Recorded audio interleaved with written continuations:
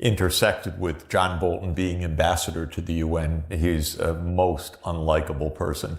And he would storm the halls of the UN, and I always imagined smoke coming out of his ears because he's a nasty man. He was the ultimate unilateralist, which is America should make demands. And he fails in everything. All those demands end up failing. He was the one that was going to keep North Korea from developing nuclear weapons. So he broke the diplomacy in the early 2000s, and North Korea ended up with had nuclear weapons and intercontinental ballistic missiles and all the rest. It was a complete failure of Bolton's part. But when it comes to NATO, the problem with NATO is that it became an instrument of U.S. war rather than a defense alliance, which it was, and it should have been wrapped up in 1990 when Gorbachev ended the Warsaw Pact. We should have ended NATO. Not as a surrender, it was just peace had arrived. It was supposed to be the end of the Cold War. It was German reunification. We were supposed to be defending against a Soviet invasion. Well, there wasn't going to be a Soviet invasion. And then in December 1991, there wasn't even a Soviet Union. And so the whole idea, what's NATO about? NATO became an instrument of U.S. power projection, and that is what has led us to one disaster after another. The U.S. decided in December 1991, and by the U.S. I don't mean the American people, they were not any part of this. I mean the elites in the CIA, the Pentagon, the National Security Council, the White House, the Armed Services Committee, what we call the blob in Washington. They decided now we're the sole superpower of the world, and NATO is our kind of expeditionary army. So we'll give NATO assignments. The assignments can be bombing Belgrade. The assignments can be overthrowing Libya. The assignments can be doing whatever complete bungling and mess they did in Afghanistan for 20 years. The assignment can be spreading American power eastward, contrary to the promise that was given by Hans Dietrich Genscher and James Baker in February 1990 that NATO would move not 1 inch eastward. Somehow that got erased and expunged. But the problem with NATO is that it's a U.S. aggressive military force that makes insecurity for everybody. That's the problem. What should be done? We should end NATO. We need collective security. We need different approaches. OSCE, by the way, beautiful ideas. NATO is the opposite of OSCE. OSCE is about collective security. It brings Russia, it brings other former Soviet Union, Eastern European, Central Europe, Western European countries together in a collective security arrangement. But NATO's just the opposite. NATO's the United States trying to run the world.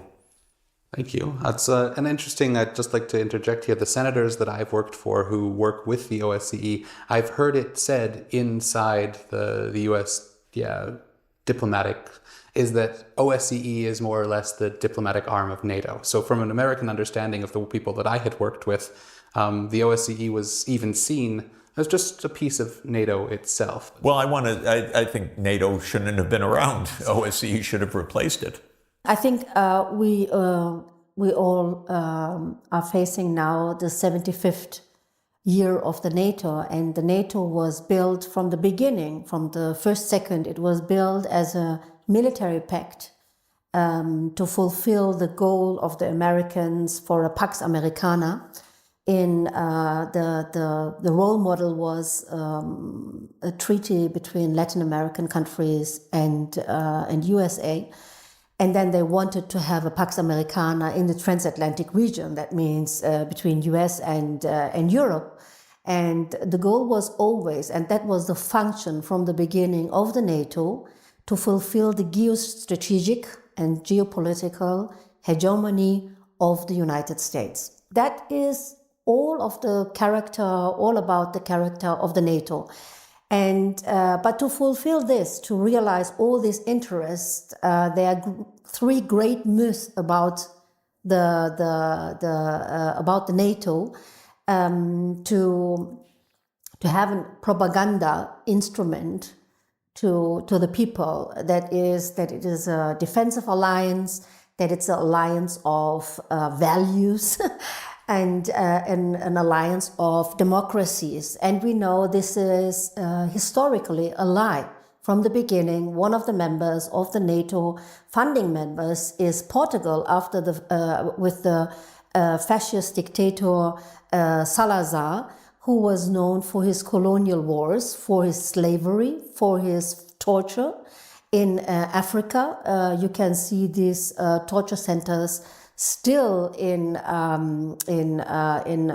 some of the Spanish islands, and that's why I think it was a historical lie to say we are an alliance of democracies, and still we do have countries like Turkey, for example, who are very authoritarian, suppressing the opposition, helping jihadist groups by arming them for a regime change in Syria, for example.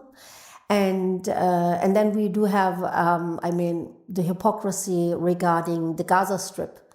The war in the Middle East shows us that it's far beyond being an alliance of values. I mean, what kind of values are these?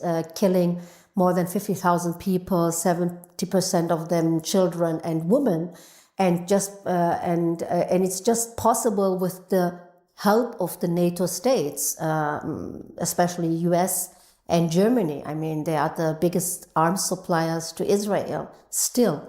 And the first one is the defensive alliance, the so-called defensive alliance. I mean, we have seen this with the war against Yugoslavia. It was an illegal attack against international law.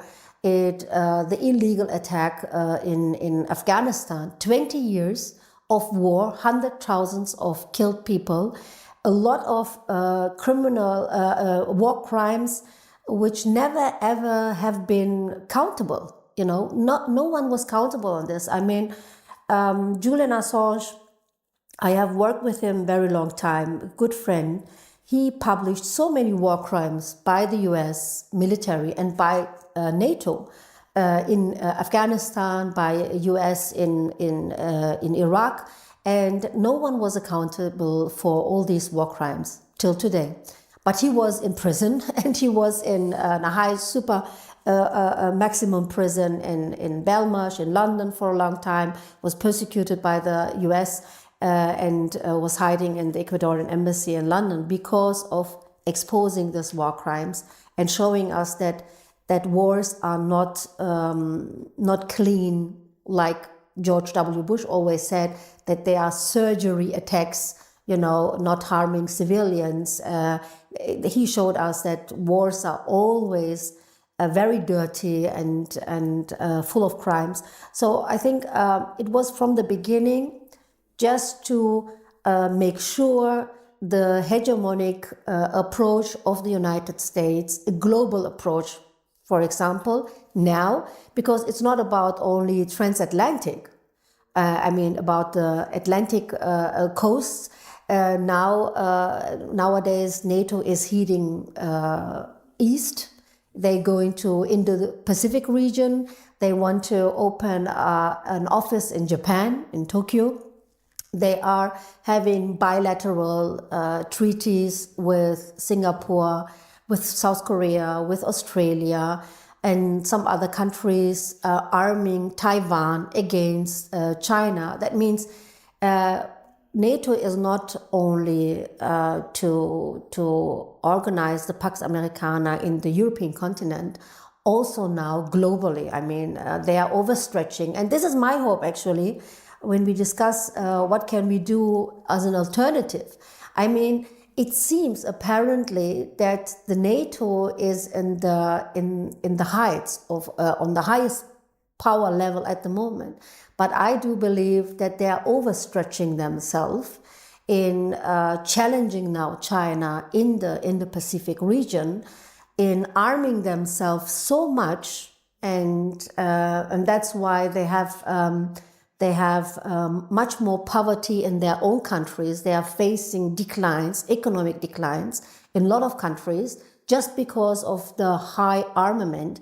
For example, in Germany, I mean, we do pay more than 90 billion at the moment, 2% of the GDP for arms, for the army. And then we are, just because United States, they want from us, we are the second biggest arms supplier to Ukraine, and second biggest funding money supplier for Ukraine, and facing in our country social cuts because of this high armament. And that's why I do believe that the thesis is that they have the global approach, but the antithesis is that they are overstretching themselves and imploding. I mean, they are going to implode, and that's why I do believe that it's not that strong how it looked like.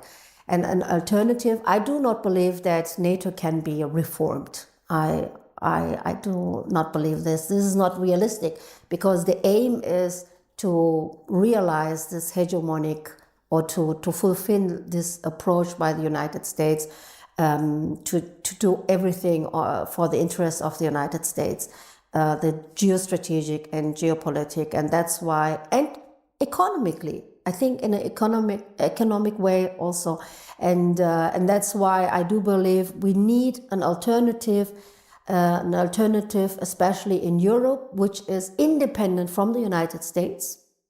We need a security order, a new security order in Europe, which is independent from the United States, and is looking for their own sovereignty, to do sovereign foreign and security policies according to the interests of the population of Europe, but not according to the interests of the US administration. Just to say how ridiculous it is that something called NATO, which is the North Atlantic Treaty Organization, is now Pacific, mucking around in East Asia. Yeah. It just shows the absurdity. But of course, as Sevim is saying, this is a U.S. military alliance, and the U.S. wants to use it in whichever way the U.S. wants to use it. So that's why we have this absolutely ridiculous paradox of North Atlantic in Japan and Southeast Asia. I couldn't agree more. This makes no sense. Europe got itself trapped in this. It's not to Europe's security. And the main point that I would add to that right now is you've got very foolish people, including, unfortunately, the Secretary General of NATO, Mr. Rutte, running around saying we should spend 5% of GDP. Well, come on, I can tell you, diplomacy is a lot cheaper than spending 5% of GDP or going to war. How about just having a little diplomacy and finding a solution rather than some ridiculous, incredibly dangerous rearming of Europe? I mean, as far as I know, not even the US is spending 5% of the GDP for arms and for the military. Not even close. Yeah. But there's no reason to, because these are problems that are political problems that need political solutions. Europe's not going to get its security if it's got this unbelievably unrealistic and hostile view of Russia, for example, or now of China at the US behest. Diplomacy would go a very long way to achieving real security. But the thing is, wasn't it also the new President Trump who was asking for 5% of the GDP? It wasn't only Rutte. I mean, Rutte, as you said, is just the general secretary. He's the secretary of the US, because US, I mean, in just the staff of NATO, the chief of command is an American, always. And he is the one who can say anything and do anything. So he is just the general secretary of the European always. Yeah, but grown-ups shouldn't say stupid things. Yeah, I totally agree on this. But the problem is, I think, the problem is that the new president of the United States is asking for 5% GDP. And that's why now the European politicians... Pardon? He wants to sell armaments. Yeah, he's absolutely. a salesman. Yeah. This isn't about security. He wants to sell armaments of Boeing or General Dynamics or Northrop Grumman or Raytheon. Come on, this is a game. Obviously, it's a game. Yeah, but it apparently it's working because already in the German government, for example. The Greens, Mr. Habeck, he is the candidate for Chancellor of the Green Party, the most belligerent, most warmongers in Germany at the moment, the Green Party. And but also the conservative Friedrich Merz, the candidate, or from the Liberals, they are already saying that they are willing to pay 3 or 3.5% of the GDP. That means, at the moment, 90.5 billion we are paying already of the GDP, of 2% of the GDP. And if it comes to 3.5%, like the Greens are now saying and claiming, that means 160 billion per year for armament, for military. And 5% means, like the far-right party in Germany, the Alternative for Germany, it's called, who had Alice Weidel as a candidate. She was very lately in a call with Elon Musk, with the American oligarchs now. And she is already saying 5% is okay, even we could spend more than 5%. So 5% means 220 billion euro. This is the half of the national budget. Our national budget is 470. And it's just incredible, but they are so subservient at the moment, trying to get the attention of the President Trump and his green light for their policy, and it's just incredible. So I'm very delighted to hear that it's totally absurd from your point of view. Trump must be having a good laugh at how ridiculous this is. By the way, the U.S. and Germany, we had a race whose foreign minister could be more of a minister of war. Was it Baerbock or was it Blinken? Oh, they're pretty close, huh? Yeah, it was amazing because the two most warmongering, absolutely, anti-diplomats you could imagine. Anti-diplomats, not a moment of diplomacy, just war. Yeah. It's unbelievable. Jeff, you said earlier that it would be a mistake not to take Trump seriously. When Trump says something, that it makes sense to take it seriously. At the same time, it sounds like this is a negotiation. It sounds like this is not a beginning. He says 5% and he's happy when you're raising it to 3.5%. What is a strategy you would recommend to Europeans, given the need to take Trump seriously in what he's saying? Frankly, if Trump said, if you don't do this, I'm leaving NATO, I'd say, thanks God. Now we can have our own policy. Well, I don't think that he's going to leave the NATO. No, I'm saying if Trump said that, okay, fine. Look, Europe does need its own security. Europe should not be subservient to U.S. foreign policy. The war in Ukraine was a U.S. project, which is destroying the German economy. It's destroying the European economy. It's a U.S. project. Anyone here in Germany that supports it is supporting a U.S. project.